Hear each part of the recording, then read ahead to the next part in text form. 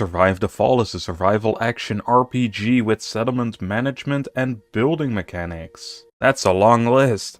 It is set in a post-apocalyptic world after a meteor strike collapsed civilization and released a mysterious mist that froze the planet into eternal autumn. Now years later, after other catastrophes made the regions more inhabitable somehow, you go out and explore the ruins of a past civilization, beautiful handcrafted landscapes, and alien-looking wonders.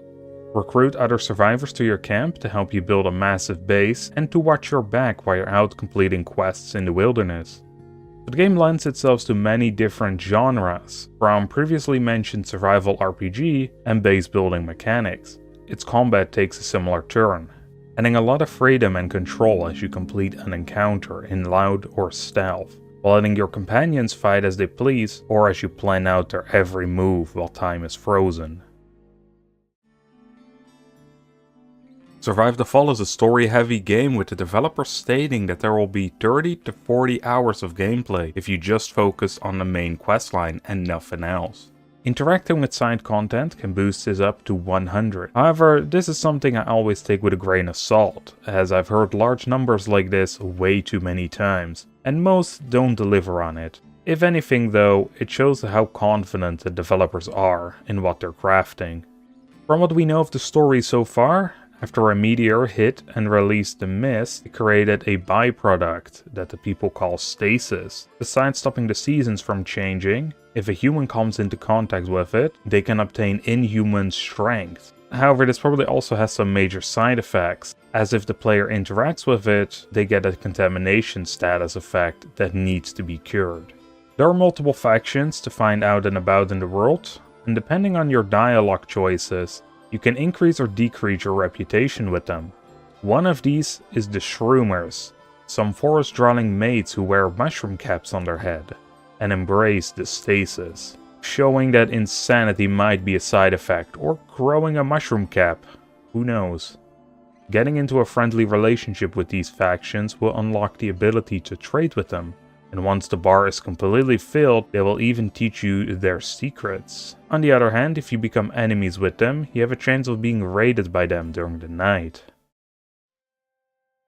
This means you want your base as protected as it can be. The game is split between two gameplay loops, the base building and free roam exploration. While at the base, you have a top-down view, where you can place buildings and manage your camp's needs, similar to games like Age of Empires. You can have up to 12 survivors. Of course, the more there are, the more food and water you're going to need. They also come with their own perks, so choose wisely. They can craft, research, cook, clear trees or debris, and much more. In order to get more buildings or upgrade them, you need to unlock them in this absolutely enormous technology tree. There's over 200 things to research using research points. These are obtained by analyzing knowledge items you find while exploring. However, these are not just buildings, as there's only around 30 of those, like kitchens or a woodworking station. The rest are crafting recipes or other bonuses. When you're done with this phase, it is time to plan your next expedition, like which of the 3 regions you want to explore, and who you're taken with. Next, you can also set a night watch in case of raids, and the rest can get a good night's sleep. And then, if nothing bad happens during the night, the expedition will begin the following morning.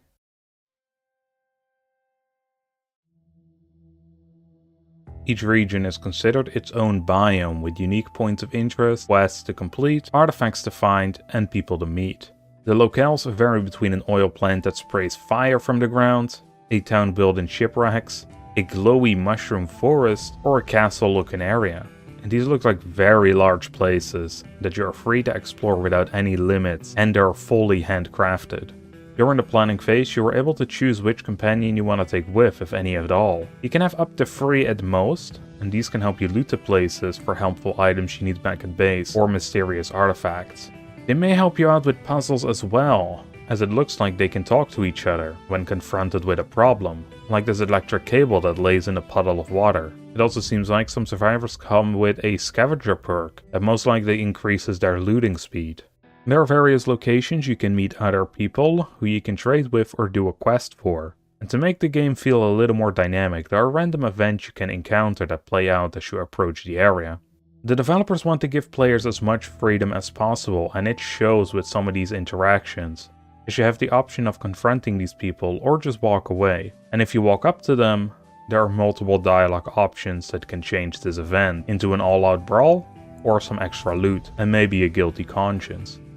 Besides hostile humans, there are other dangers to keep an eye out on. Wildlife, like wolves, roam the forest and don't hesitate to attack you. The meteor's stasis, while mostly gone, still looms in some areas, and created some feral humans that will rush at you and your friends with nothing but their bare hands trying to slap you down.